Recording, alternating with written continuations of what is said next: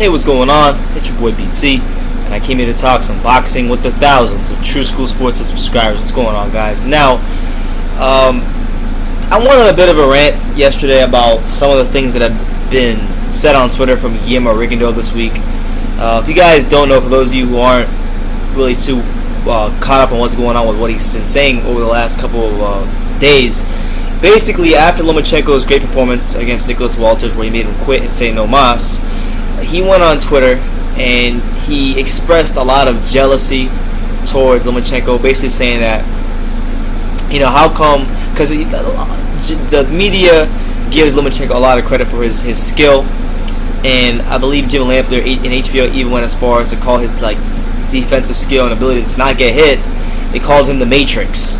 And he was like, well, how come they don't call me the Matrix? They don't call Terrence Crawford the Matrix, and they give Lomachenko all this credit. And he literally goes on multiple tweet rants about Lomachenko, and I'm sitting here, I haven't really commented on it. I just sat back.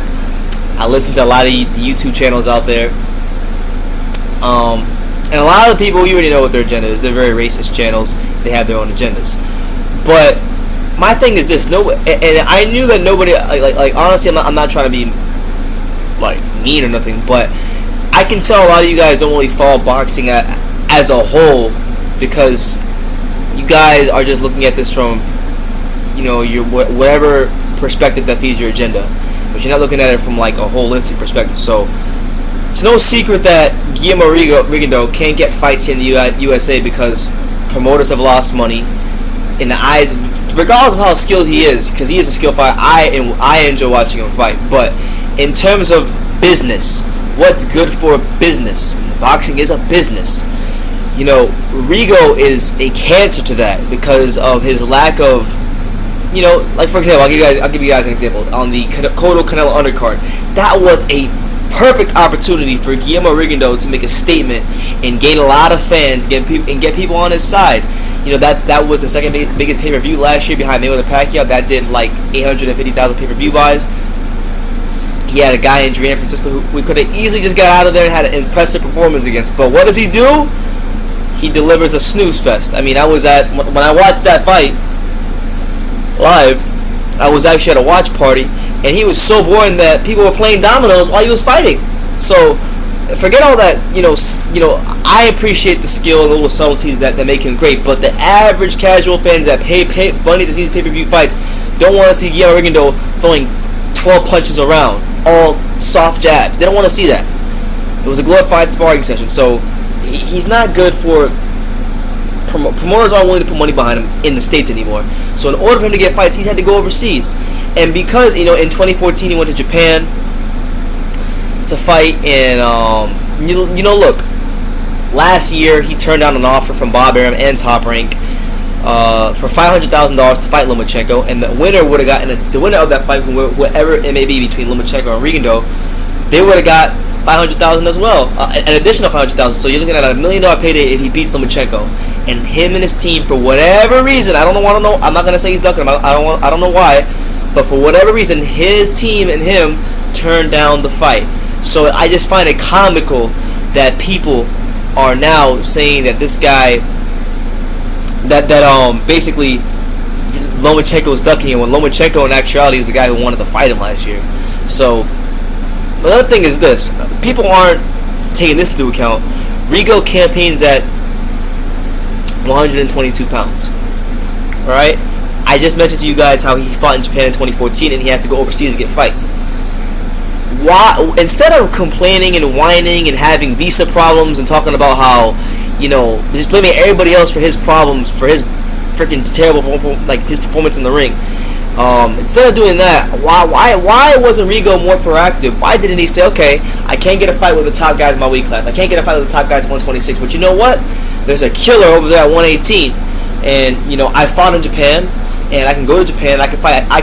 I can fight Shinsuke Yamanaka, and I can beat an undefeated pound for pound fighter, and he would have got so much credit for it. Yamanaka is one of the best fighters in the world. I believe I think he might have the most title defenses in boxing right now currently. Either him or Golovkin. I know he has 10. I can't remember right now how much Golovkin has, but if Rigo was to go in there and beat Yamanaka, you know what that would say to you want to know what that would say about him as a fighter? It would easily be the best win of his career, better than Donaire, but way better than Donaire, because Donaire is like a fringe level fighter, Hall of Fame fighter. Yamanaka, I could confidently say he should go to the Hall of Fame with the resume he has, title defenses, being a dominant champion in his weight class. So Rigo didn't try to do that when it made all the business sense in the world. He's fought in Japan before.